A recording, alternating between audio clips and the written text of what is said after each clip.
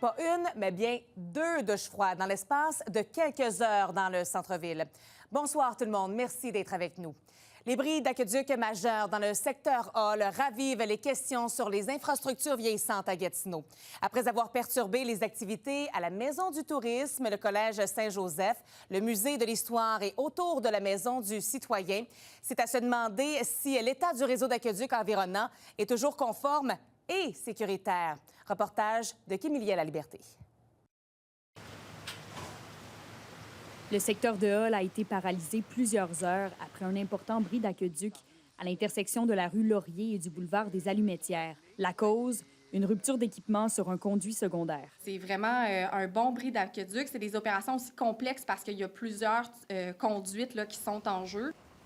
La situation a été maîtrisée peu avant midi par une équipe qui tentait de colmater la fuite d'eau depuis les petites heures du matin. Et à peine quelques heures plus tard, voilà qu'un deuxième bris d'aqueduc survient, mais cette fois-ci devant la Maison du citoyen, chose qui complique aussi la circulation en pleine heure de pointe.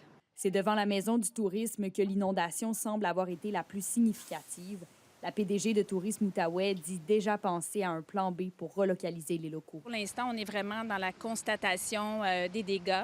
On va devoir regarder aussi au niveau de notre inventaire. On a des guides touristiques, évidemment. On a plein de documents et tout dans notre sous-sol. On est déjà en discussion avec la Ville qui a été très proactive. D'autres édifices ont subi les contre-coups de l'inondation, comme le Musée canadien de l'histoire et le Collège Saint-Joseph de Hall, qui ont aussi dû fermer leurs portes pour la journée. On ose espérer de pouvoir ouvrir demain.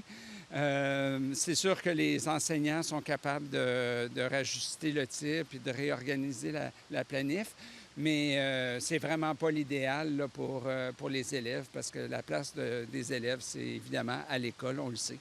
Un événement qui, encore une fois, soulève des questions sur l'état du réseau d'aqueduc et des infrastructures vieillissantes à Gatineau. J'espère que ça amène une réflexion à l'investissement dans le soin des infrastructures. C'est bien beau d'avoir des développements en banlieue et tout ça, mais qu'en est-il de ce qui se passe dans les centres-villes? Oui, quand même, il y a des citoyens, mais il y a des contribuables aussi. C'est un bâtiment qui est vraiment très vieux, plusieurs dizaines d'années, donc il va y avoir un effet, là, c'est certain.